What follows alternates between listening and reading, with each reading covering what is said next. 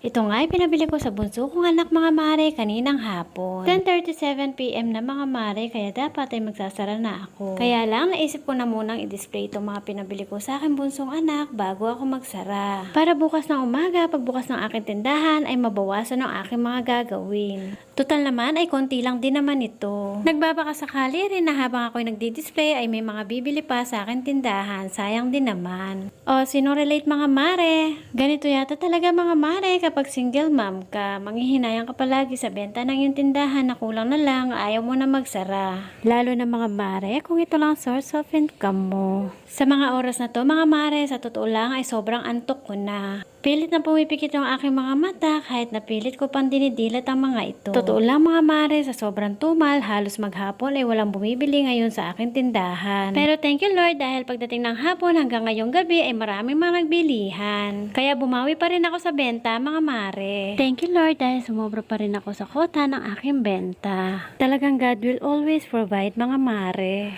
Kaya huwag tayong bibitaw sa Kanya mga mare.